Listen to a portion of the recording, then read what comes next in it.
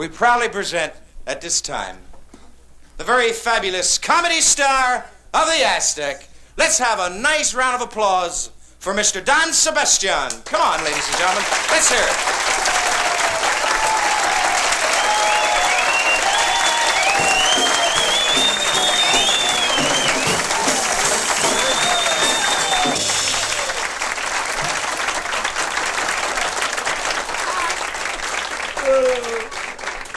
I just came back. I went to Italy not too long ago, last November.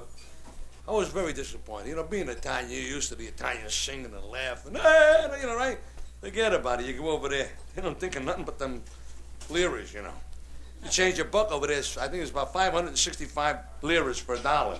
Change $10, you need a truck. Unbelievable. Yeah, I went to the Fountain of Trevi, you know, the place where you throw the coin in the fountain? Never hit the water.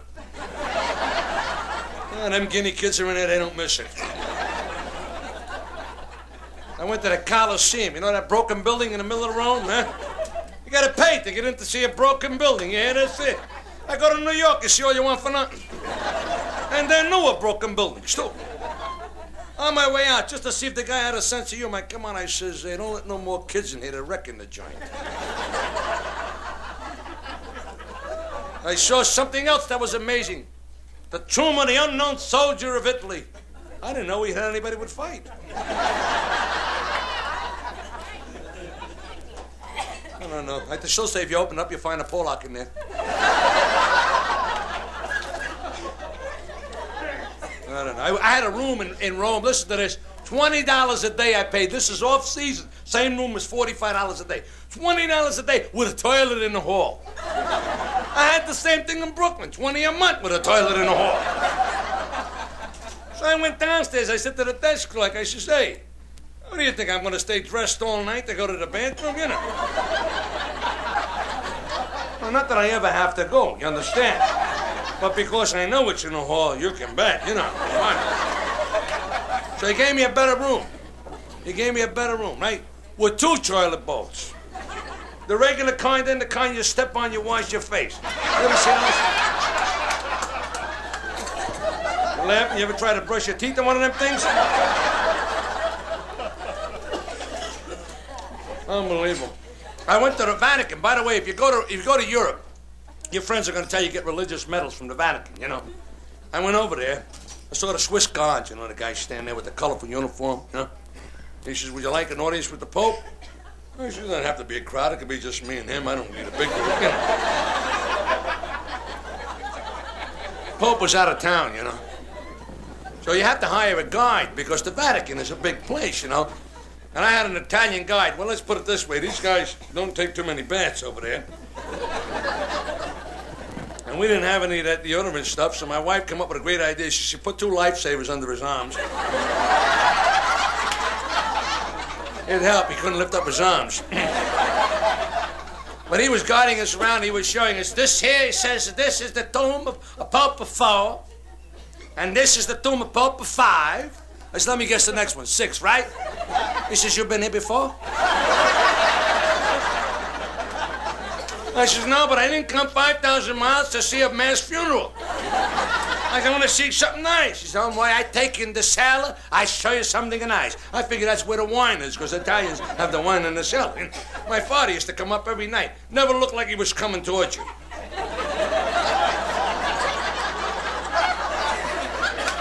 Where you been, Pa? In the cellar. I tested the wine. How's the wine, Pa? He said, not ready yet. It was never ready. It was finished before it was ready, I'll tell you that. When we go down the cellar, you're not going to believe what I saw. The Pope's treasure. Boy, has he got money. No kidding. He's got diamonds as big as... When I came home and went to church, I didn't put in, you know. I took out. You don't need no help, this guy. I ain't lying. Diamonds as big as golf balls, emeralds, rubies, big... He has it. You know, at Christmas time, they have the manger scene, you know. They have the Christ child. We call it Bambinedo, right? 18-karat gold, this big. How'd you like to have a healthy kid like that in your house? I know Jews that would convert for a kid like this. You want to laugh? I had to pay 150 liras to see the Pope's treasure. And the guy behind me paid 150 liras to see my 150 liras in the Pope's treasure. You know how the Pope got his treasure, don't you? A pyramid club. What else? Oh, I want to tell you something else. While I'm there, see, I got to go to the bathroom. I had dysentery. I got that sickness. You know, all the people got on that boat recently. Oh, boy. I was sick. I know where every toilet in Europe is. Oh, I just tell you right now, I went to the in the Vatican. You ever go? Forget it. They don't have no toilet bowl, you know. Just a hole in the ground. I swear I lying here. Only, and a lot of guys had what I had, and were missing that bowl pretty good. All I know is when I came out, I said to my wife, that's where they got that expression, holy shit. Oh, I tell you. Unbelievable, unbelievable. Now I'm with a very dear friend of mine named Jimmy D. Nicolo, who owns the Gristmill restaurant up the street, across the street from the Sheraton Hotel. Very fine food, Jimmy, you know. And he takes me to Florence, Italy, and he says, I want you to see something you never saw in your life. I said, Jim, you're a lot of fun, Jim. I said, here we are, we're in Europe, right? So far, you've taken me to see a mass funeral at the Vatican. You're taking me to see, now you're going to take me, well, never mind, every toilet in Europe. Now you're going to take me to see a museum with stones, you know? Well, I got to tell you something I learned. I saw something beautiful. The Statue of David by Michelangelo. Did anybody see that statue? Hey, did you see it, lady? Huh? What's the first thing you noticed, lady?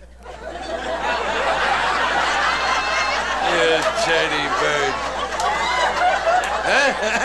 You teddy. Statue 16 feet tall with a small little thing like that. My wife says, honey, that's you. I think what prompted her to make that remark was something I had said to her when we went Grand Canyon together. It had nothing to do with her shoes either. That night we went out and we went to a place called Sabatino's, one of the finest restaurants in Italy, a beautiful place. We went, they're all dressed up formally, you know, and the guy met us at the door. They're all very continental, arthritis to the elbow, you know, and they all walk like they got their shorts caught in their crotch. I walked in, the guy says, do you wish it to eat? I said, no, I came here for the rally. I saw the place, I thought I'd stop. Then they gave me this here. Walk it this way. I said, I'll give it a shot. Let's try it. You know. We didn't get about 10 feet. Another guy took us over. He says, walk it this way. Is everybody ring-a-ling-a-leave-yo? Before I got to my table, some guy jumped up, threw a buck in my hand. He says, you poor bastard. How long have you been walking like that? We sat down. Now here comes a guy. He's the big shot in the joint with a tuxedo. He looked like the Godfather, you know. He walked over, he says, you ready to order? I don't know if it was a contract or no, you know. I don't know what it was, you know. So my friend Jimmy, who speaks Italian, you ever hear the expression broken English? He speaks what is known as massacred Italian. Destroys the language completely. Well, this guy became so indignant, he says, there's no need for you to speak Italian. I speak English very well. Well, nobody's going to insult my friend like that, so I let him have it. I gave him my Brooklyn accent. I said, yours has got all kinds of foods here. He says, scusi? I said, scusi, Lepo, Nunzi, and Funzi, the three guys in the back, they were gone. I said, what I'm trying to say is, can I order anything I would like to order? He says, certamente, we have the finest food in all of Italy. Anything you wish to order, we have. That's good. Give me a bowl of rice-a-roni. He said, what's that? I said, the San Francisco treat. Well, I don't mind telling you, 10 days in Europe, I was sick. Oh, was I sick. I said to my wife, let's get out of here. Let's go home to America, my country, and visit my mother and father for the last couple of days we got left. We went down to the airport to get a ticket. A little Italian girl said, do you wish to fly turista or first class? Well, I said, what's the difference? She says, the first class, you sit in the front of the plane, but you got to pay more money. Well, I said, I'm not going to pay more money to get to the accident first. No, don't laugh. Them planes, they go like that. They don't back off. They go right down. Not that I'm afraid of flying. It's crashing that scares the hell out of me, I'll tell you that. One crash, I could fly all day, but that's it, Well, I don't know if you ever flew Air Italia. You can't miss their airlines. They got the planes with the hair under the wings. See?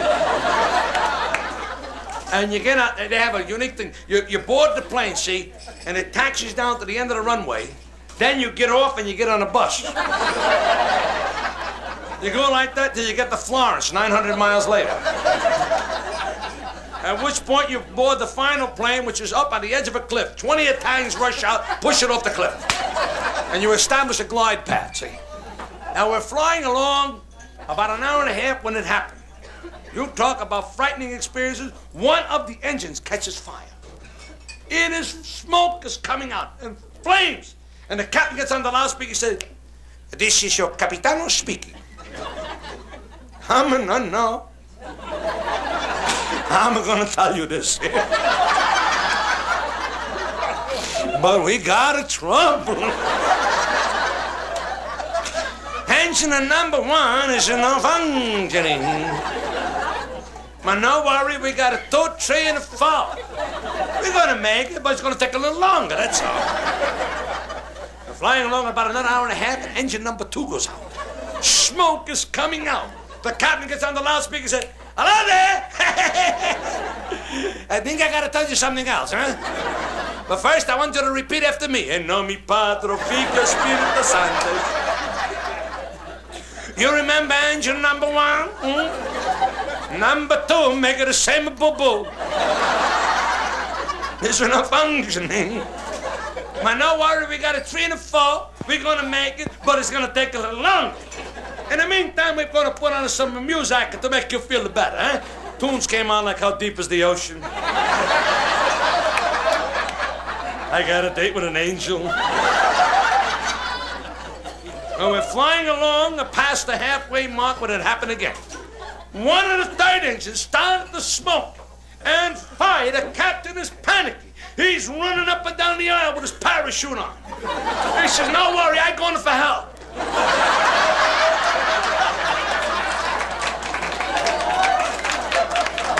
The co-pilot, he lose the toss. He gonna fly. Man, no worry, we got engine number 4. We're gonna make it, but it's gonna take a little longer. Just then the little Italian fellow next to me jumped up. He says, "Yeah, and if that one goes out, we're gonna be up here all day."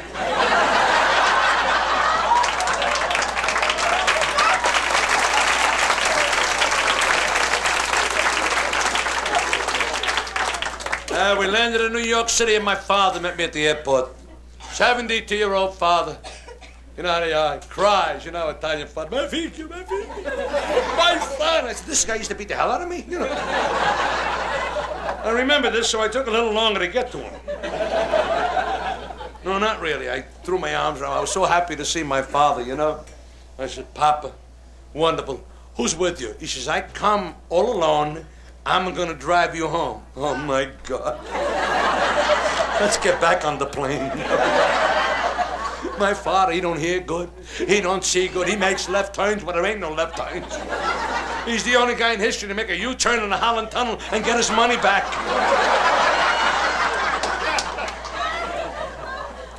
And we got to my house. My mother met me at the door. You know how mothers are. She said, "I make something special for you to eat. Scalori in broad. Escarola soup." She says, "It's going to clean you out."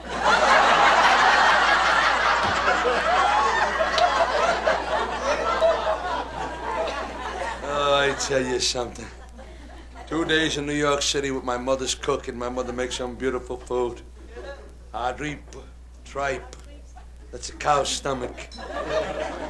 You're laughing about it. People say, "You eat ham." Everybody goes, "Ugh, how could you eat that stuff?" Right? They eat ham. It's a pig's ass. Nobody says nothing about that. I don't mind telling you, ladies and gentlemen, my mother's cooking straightened me right out. If you're ever sick, my mother's cooking could stop a train. I want to tell you that. And after 2 days, I felt so great. It was good. My mother's cooking and everything, I said to my father, I said, "Pa, let's go down to the old neighborhood, eh? to see the old neighborhood. You don't want to go there. I said, Pop, I want to go there. I want to see the old neighborhood, huh? We went there. I couldn't believe my eyes. How could anybody destroy a slum? They did. Let me tell you something. I didn't see one gypsy in the window. You're not. Where are you from, sweetheart? May I ask you over here? You're from Brooklyn, New York. Don't you know the gypsies that used to sit in the window with the kid in the arm and the booby hanging out there? That thing, huh? You're laughing when you're 12 years old. A thing like that can make you pretty horny. Yeah, you're laughing, huh? I remember they used to come to your house and read your tea leaves. And you would wake up, and your house was gone. But you would receive a note that said, your house is going to be robbed today. And it was, too. I'm only kidding. But I'll tell you something, I miss the old neighborhood. I heard kids. You know, isn't it funny? After 4 years of not having me home, that I heard people talking, and I thought I'd sound Brooklyn-like, you know, but these guys were great. I listened to the conversation, it was hysterical. Like one guy said, hey, I lost my wallet. The other guy says, yeah, where? Now, if he knew where, you wouldn't have lost it, right?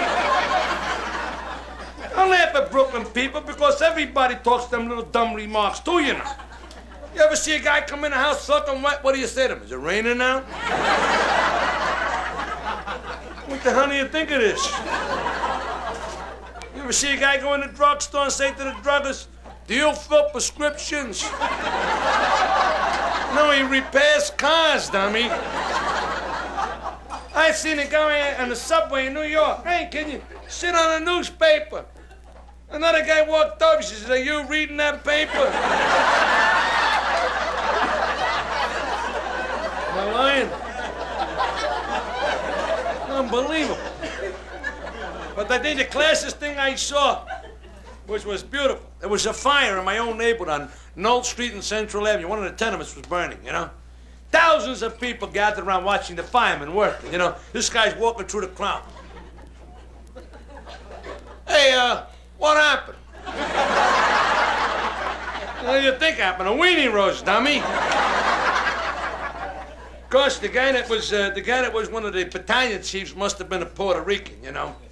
I'll explain to you why. There was an old lady up on the top of the building. Not that I'm knocking the Puerto Rican people, but let's face it, there are certain words they just can't say right. It's something that has to do with their, I don't know what it is, but they can't say words like hello. They say jello. You know. So what kind of car do you drive, sir? I drive the Jello Chevy. The Jello Chevy is a yellow Chevy. I mean, that's the way they talk. There was this old lady up there on the edge of the building. Couldn't come down, and the fire department opened the net, see? And the guy with the loudspeaker, who I said was the battalion chief, he was yelling, okay, lady, you gonna hump? Well, the firemen must have been Spanish, too, because when she jumped, they went, ole!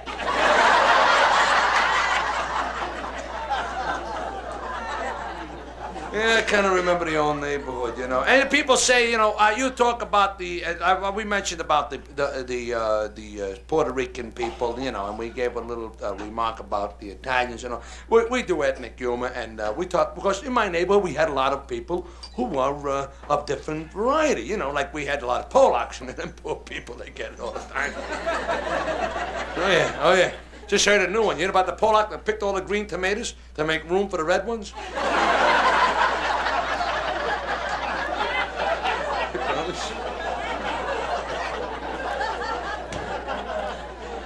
How about the Polish woman that threw away a diaphragm was her and her husband bought a condominium?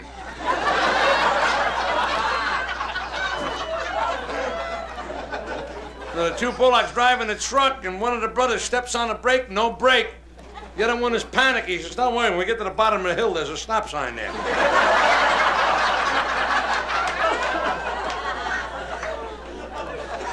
Well, I gotta say one thing, basically the Polish people are good sports about this whole thing. Of course, there are a few that object to it. I understand about 2 weeks ago, 2,500 Polacks marched on Washington in protest over these jokes. I heard this morning they're about 15 miles out of Seattle. I mean, you know, they persevere, I gotta say that, you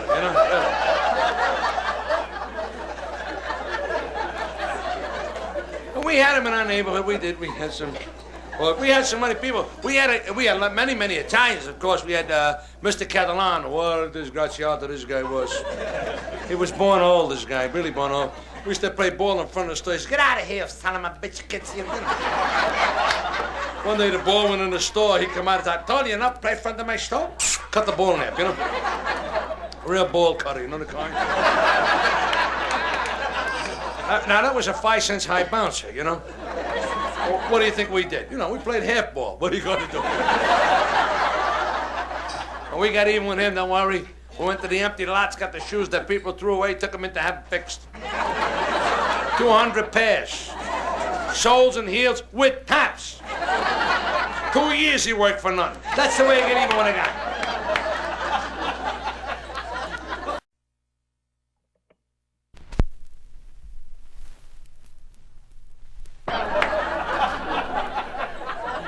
Isn't it funny, you know, when you go down to your own neighborhood, you see all the old store windows and you kind of reminisce a little bit, you know.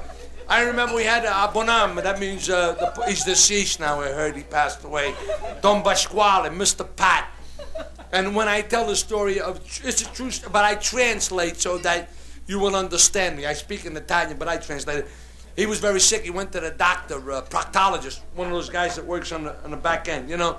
You know what I mean? Sells a lot of preparation aids. You know what I mean? He's a rear admiral, you know. Well, you know, the doctor examined him. He says, "I'm afraid we're going to have to take pictures." He said, "Ma che si pazzi? Say, you crazy? Vuoi fare un ritratto del culo mio? You want to take pictures of my ass?" He said, "One day, how much?" Doctor says, $75. 75 pezzi! Ce la fanculo tu! That means I'm leaving. I don't know why a lot of people know that means I'm leaving. Isn't that funny? Well, he's walking down the street and he passes the 5 and dime. In the 5 and dime, there's a machine 3 for a quarter. Down by Squalor, tiptoes in. Jumps on a stool, drops his pants, puts in a quarter. 3 beautiful pictures. Left, right, and forward.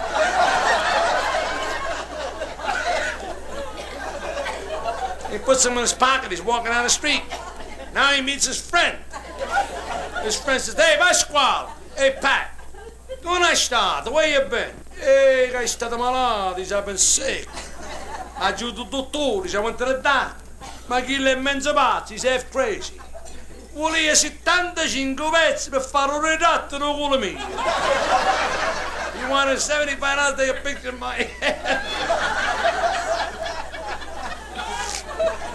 E passavo 5 a 10, I went to the 5 and dime. 3 per 25, 3 for a quarter. You want to Would you like to see them? The other guy says, "Why not?"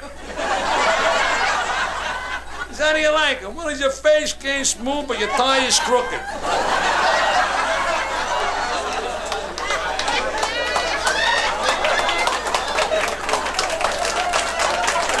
did I tell you, right?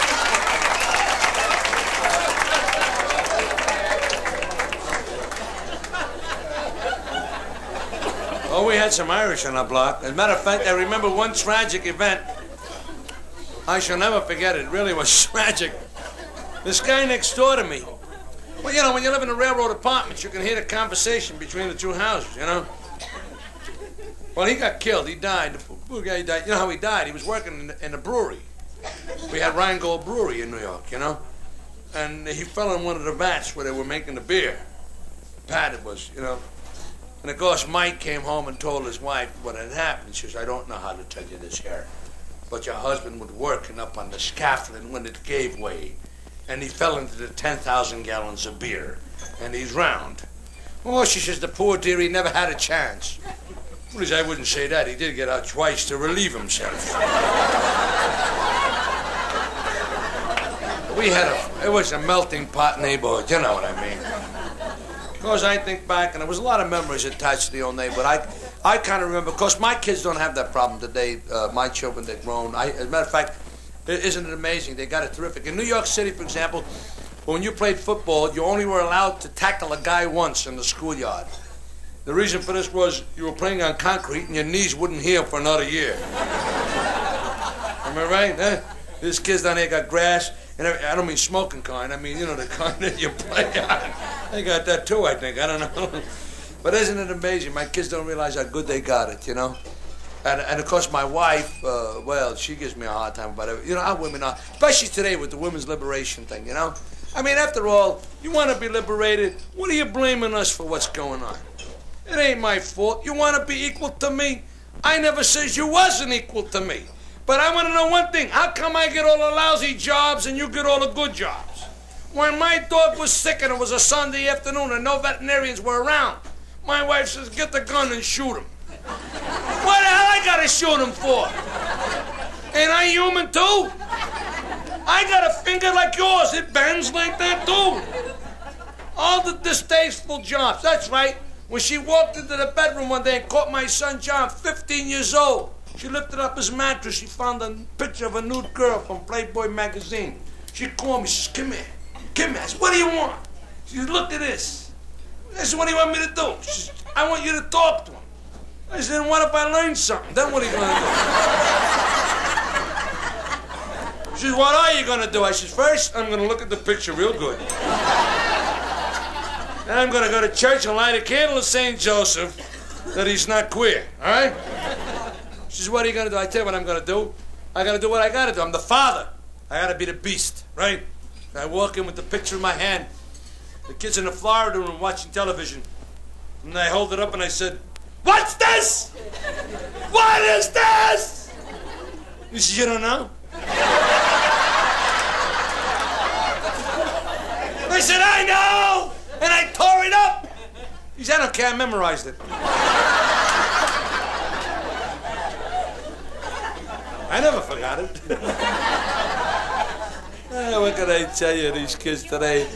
I think back to the old neighborhood, and I was walking along. You know what reminded me most of all? I had a situation, I shall never forget it, because my kids have got it good today. You know how kids are. They don't have to go to work. They really don't. 16 years old, the law says you can't make them work until they're 16 years old. Not that I want them to work, but I think a kid should learn the value of a dollar and how to spend it and how to earn it and all that kind of stuff. Yet, it's hard to do it today. Because when I was a kid, I was working. Well, I was 13 years old. I never forget the first summer I got out of elementary school. My father, which I remember, you know what I remember affectionately? It's PS 145, which is where they gave the test in World War II for his American citizenship papers. See, when the war broke out, my father had his first papers, see? And we had to go and get the test for him. And my father couldn't read English and could write English too good, you know? So I went to the teacher and I said, look, my father can't read or write. Can I translate the questions to him, you know? She says, you wouldn't give him the answers, would you? This lady, I'm an American. This guy's an alien. You know? First question on the test. Who was Lewis and Clark? What the hell do I know? I was still hanging around with Magellan in that group, you know. So I translated for him. I figured the best thing. I said, one was up here. They would like to know who added to Lewis and Clark. Who was Lewis and Clark? He says, stanno vicino qua. Do they live around here? I says, no. He said, I don't know them then. The next question was, who shot Lincoln? He says, no talk. Let's get out of here.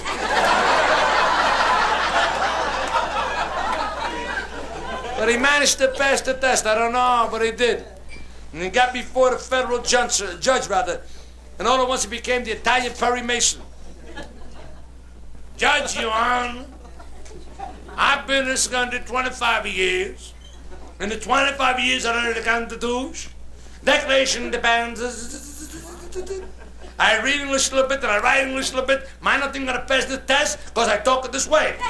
And the judge says, hey, don't you worry, you're going to pass.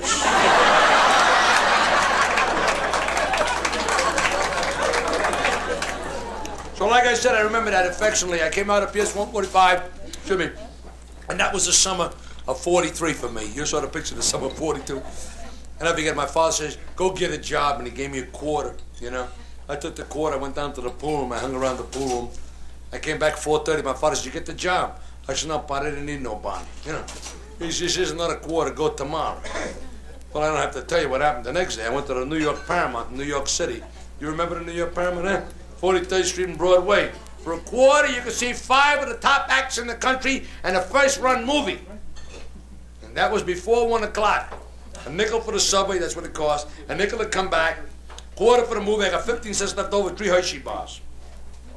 What do you think I'm going to do? I go to the movies, right? Put the nickel aside to come back. When I come out of the movie house, I can't find the nickel. I got to start to run like hell. I'm running and jogging, right? I go down to Canal Street, 43 blocks. From Canal Street to the Williamsburg Bridge. You have no idea how far that is. Over the Williamsburg Bridge, which is just as big. U Street down to Flushing Avenue. 6.5 hours later, I arrive home. I open the door in the kitchen, 3 floors up. I open the door, there's my father with his feet in a tub of water. He says, hey! I said to my mother, what's the matter with him? She says, he followed you.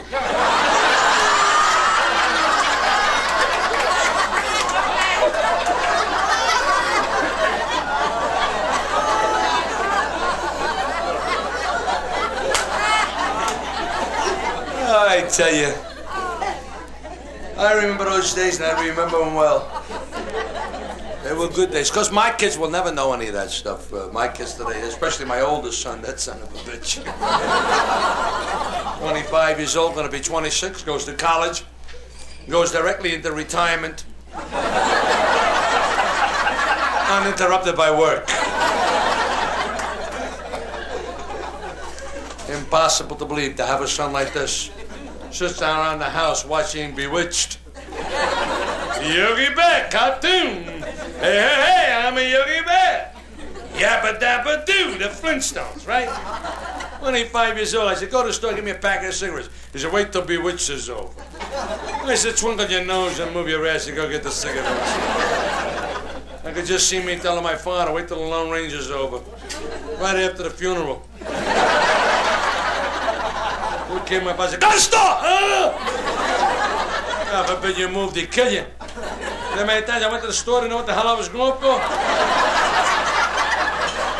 I was too scared to ask him.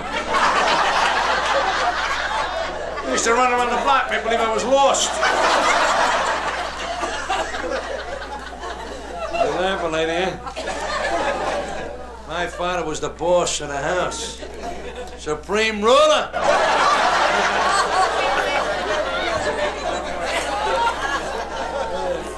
What kind of work you do, son? May I ask you, sir? You're what? You're a stockbroker, you son of a bitch. Wrecking the shit out of us. Yeah. Tell us the truth. Shall we get out? Get in, I know. Yeah, that's what I've been trying to do.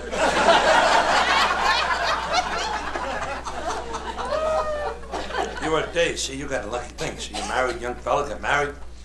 30, married young, 6 months, married. Comes home, there's his beautiful wife, kisses her on the cheek, they go to bed together, she's awake, he's awake, he's got a shot, you know what I mean? Get a guy like me, now I work till 3 o'clock in the morning, I don't get home till 3 in the morning, if I don't get lucky.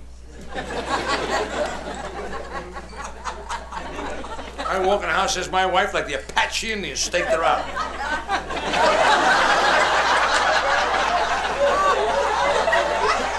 Would you wake me up for that?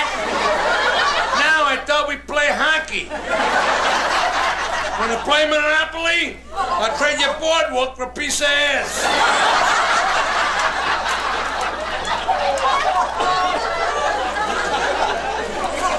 Oh. Well, laugh, Goldilocks. I'm gonna put the 3 bears on your ass, I tell you. Oh, they give us the same thing, you know what I mean? I try to be romantic, but don't. Give it up. Forget it. I brought her flowers one time. I lost my head. What'd you do now? I didn't do nothing. I brought you the flowers. You must have done something. Why must I have done something? I brought you the flowers. You did something wrong. I said, yeah, I did something wrong. I bought you the goddamn flowers, but I did wrong. Next time I got romantic, I gave her a bottle of Listerine.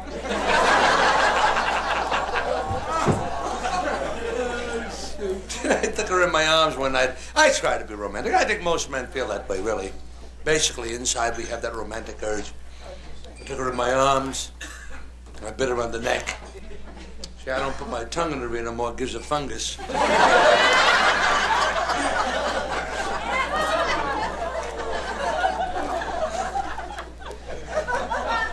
I got a feeling there's a lot of fungus in this room.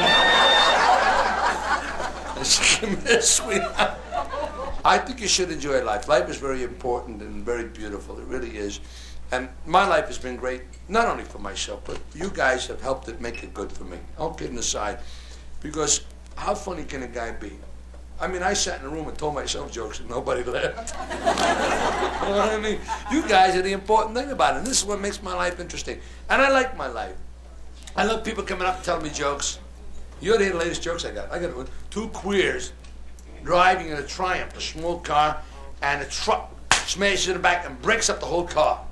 The queer gets out, he says, "You brute, you. I'm going to take you to court and sue you." Truck driver says, "Ah, kiss my ass."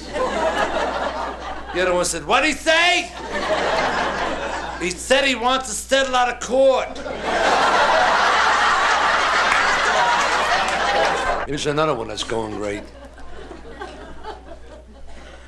Picture the scene, if you will. A little guy, 4'2". Unfortunately, he has several things hurting him, something wrong with him. He has, well, first of all, he's got a nose like a mango.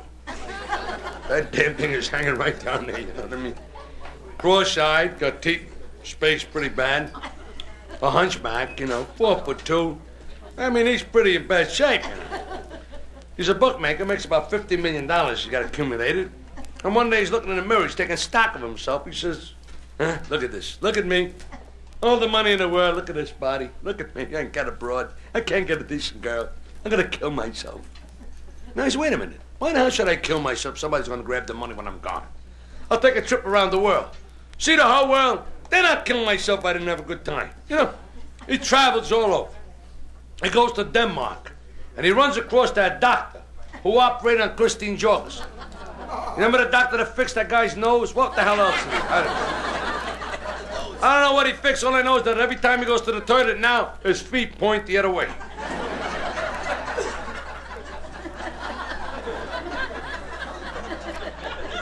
They're sitting at the bar, and the doctor casually bends over and says to this little guy, he says, "What's wrong, ugly little fellow?" That cheered him up immediately. He says, "Doc, what is it with you? Don't you see I got a problem? Why don't you leave me alone?" He says, "I happen to be in an eminent position that took care of Christine Jorgensen, and I can do for you things that no other doctor can do for you." He says, "What are you going to do? What are you going to do? I don't want my sex changed." He says, "No, he says, I can fix your body and make you fine." He says, "I don't believe it." "Let me operate. What do you got to lose?" He operates on him. Comes out of the hospital. 1 week out of the hospital, you should have seen this guy they made out of him. From 4'2", 6'1". Hunchback is gone. Beautiful eyes, beautiful teeth, a nose like a Greek god, a physique like a goddess of a man. All the girls are throwing themselves at their feet. They want this man. They love him. They adore him. They're killing each other to get them. 1 week, he's having a ball. He's driving his car, and he gets killed in an accident. He gets to heaven. He says, "God, God, what'd you do to me, God? All my life, I'm 4'2" with the hunch and a mango hanging down over there. And the cross-eyed with the teeth all crooked and everything. 1 week, I'm having a ball, and you gotta grab me now. How come?" God says, "I didn't recognize you."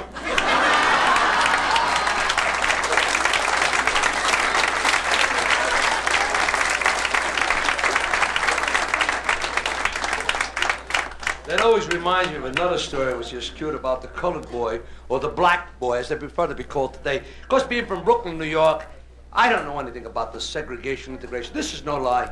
And I mean this sincerely. I don't understand this whole world, the catastrophe that's going on. But it's getting better. It's getting better. I used to eat in Horn and Hardouts in a restaurant. Who the hell cares who sits next to you, right? You're over there, you eat. The only thing that used to bug me is these guys used to walk in. "Can I use your butter?" What do you mean use it? You're going to give it to me back after you use it? I never cared, you know. But I got to tell you a story about this black boy. Rufus goes to the doctor. He said, "Doctor, I got the trouble here." "Yeah, if I got the trouble." He said, "The damn thing is ruined. He said, right down to the knee right now. Doctor examines, holy mackerel, you're in trouble there indeed. He said, we don't operate right away, it'd be right down the ankle. I'll have to call your wife an emergency operation and ask her permission. He called up the wife, he said, hello, Sapphire. Can I operate on your husband? She said, you sure can, doctor. I sure hope you're going to extend his legs.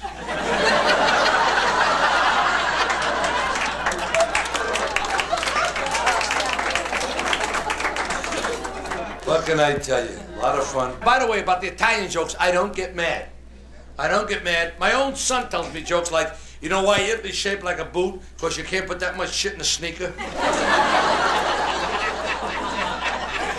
I'm gonna kill it. I heard a few jokes about the Italian guy that graduated from college. And his father gave him a present for graduating, a gun. What else? His roommate happened to be Jewish. His father gave him a present, a watch. Italian kid says, gee, that's a nice watch. Jewish kid says, that's a nice gun.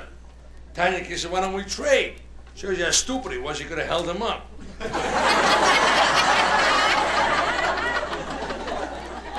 They trade and the kid goes home. His father says, hey, scubetta, donne, where's the gun? The Italian kid says, I traded it in for this beautiful watch. He says, stupid, the jackass. Someday you're going to get married, you're going to come home and find your wife in bed with another man. What are you going to say? You got 2 minutes to get out of bed? Thank you very much.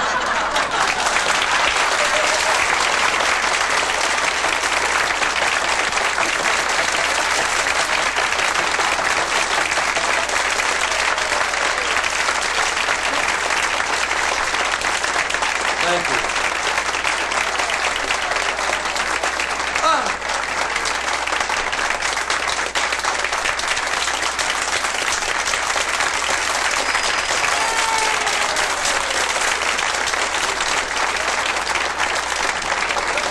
Stuff.